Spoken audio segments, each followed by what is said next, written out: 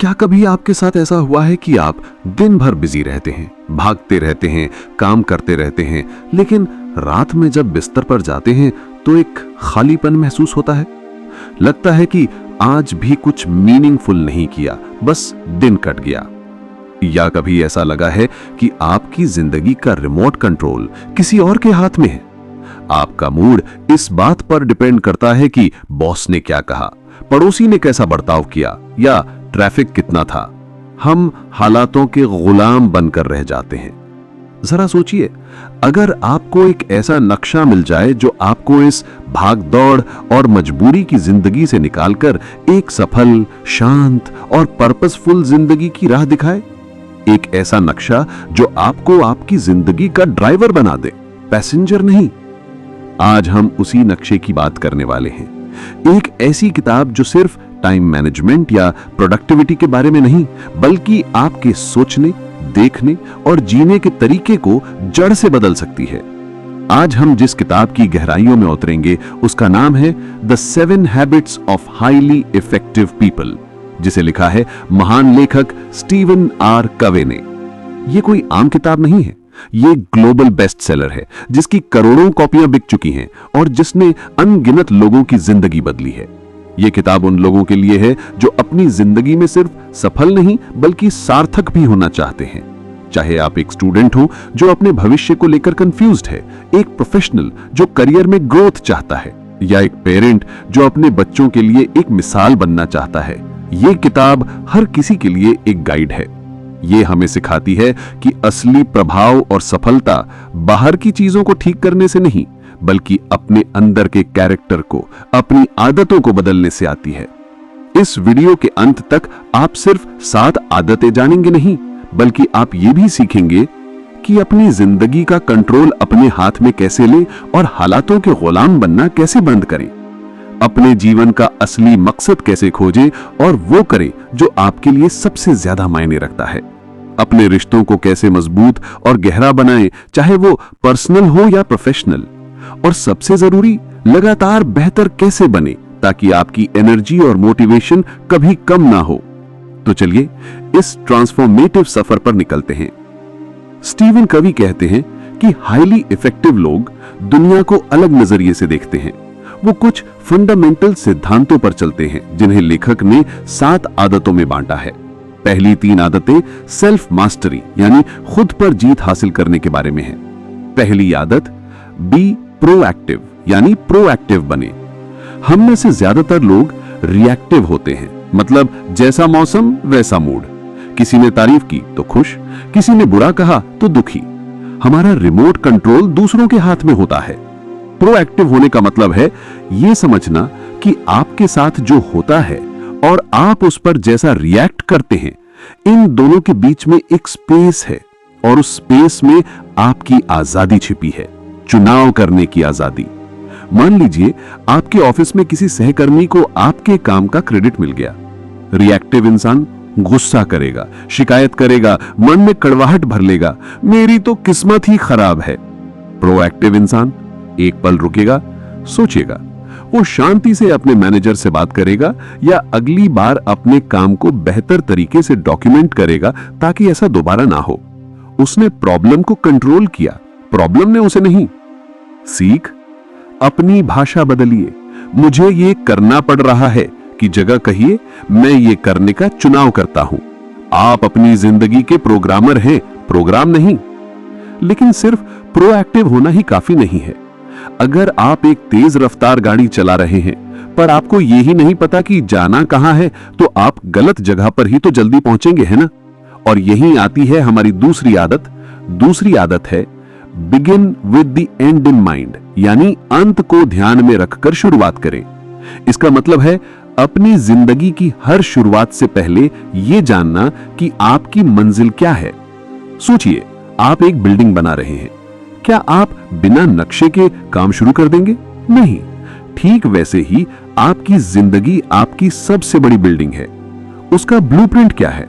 Steven कवी एक powerful exercise करने को कहते हैं। कल्पना कीजिए कि आप अपने ही अंतिम संस्कार में बैठे हैं। आप क्या चाहेंगे कि आपके दोस्त, आपका परिवार, आपके सहकर्मी आपके बारे में क्या कहें? वो आपको किस रूप में याद रखें? एक प्यार करने वाले इंसान, एक ईमानदार प्रोफेशनल, एक मददगार दोस्त? जो जवाब आपको मिलेंगे वही आपके जीवन के असली मूल्य हैं। यही आपकी मंजिल है। सीख, अपना पर्सनल मिशन स्टेटमेंट लिखिए। 1 या 2 लाइन में लिखिए कि आपकी जिंदगी का मकसद क्या है। ये आपका कंपास बनेगा जो हर फैसले में आपको सही दिशा दिखाएगा। अब जब आपको पता है कि जाना कहां है और आप गाड़ी के ड्राइवर भी हैं, तो अब सवाल आता है कि रोजमर्रा के काम कैसे करें। और यहीं पर तीसरी आदत हमारी मदद करती है। तीसरी आदत है पुट फर्स्ट थिंग्स फर्स्ट, यानी जरूरी काम पहले करें। यह आदत टाइम मैनेजमेंट से कहीं ज्यादा है, यह लाइफ मैनेजमेंट है। कोवे ने कामों को 4 क्वाड्रेंट्स में बांटा है।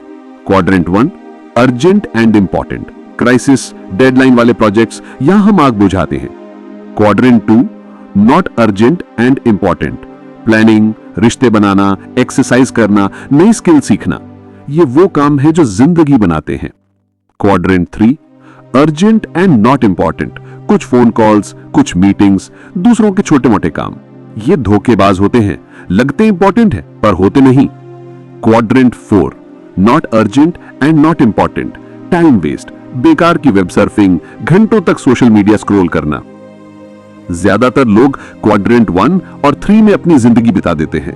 वो हमेशा बिजी और थके हुए रहते हैं, लेकिन इफेक्टिव लोग क्वाड्रेंट 2 में जीते हैं। वो प्लानिंग करते हैं ताकि क्राइसिस आए ही नहीं।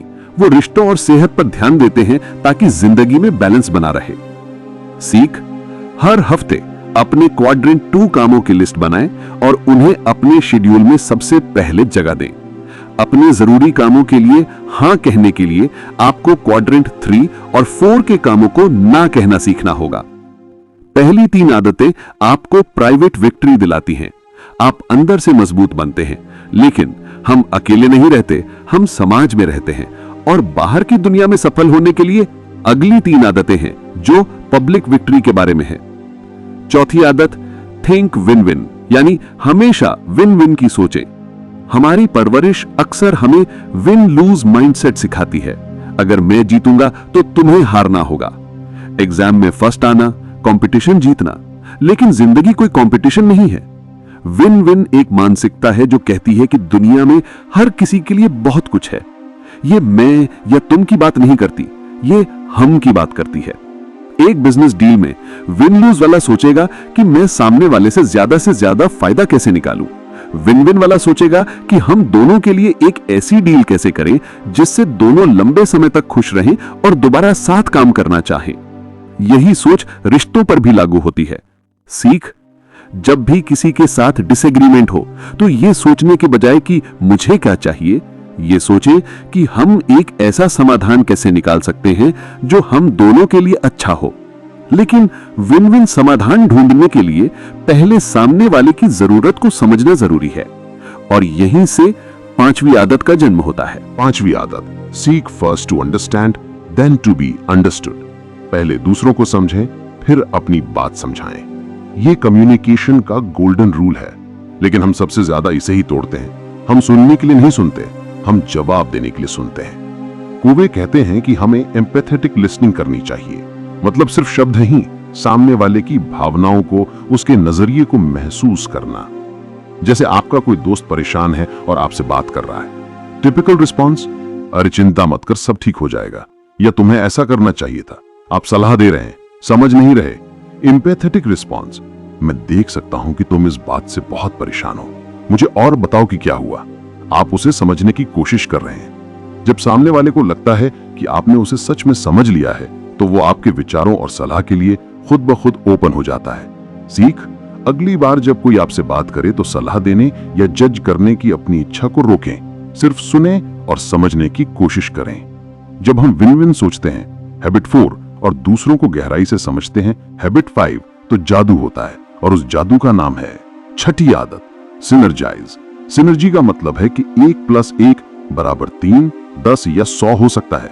मतलब जब 2 लोग मिलकर काम करते हैं तो वो कुछ ऐसा बना सकते हैं जो वो अकेले कभी नहीं बना सकते थे। ये आदत कहती है कि डिफरेंसेस को सेलिब्रेट करो। हर इंसान दुनिया को अलग तरह से देखता है। जब हम इन अलग अलग नजरियों को मिलाते हैं तो बेहतर और क्रिएटिव सॉल्यूशंस निकलते हैं। एक टीम में कोई बहुत क्रिएटिव है तो कोई बहुत एनालिटिकल।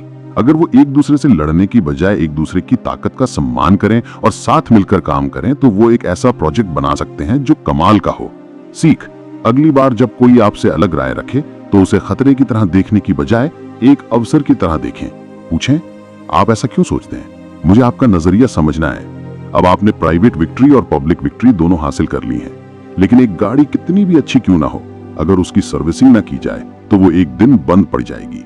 यही आती है आखिरी और सबसे जरूरी आदत, 7वीं आदत, शार्पन द सॉ। आरी को तेज करें। एक लकड़हारा घंटों से एक पेड़ काटने की कोशिश कर रहा था पर काट नहीं पा रहा था। वो थक गया था, पसीने से भीग गया था। एक राहगीर ने उससे कहा, भाई तुम अपनी आरी तेज क्यों नहीं कर लेते? लकड़हारे ने जवाब दिया, मेरे पास वक्त नहीं है, मुझे पेड़ काटना है।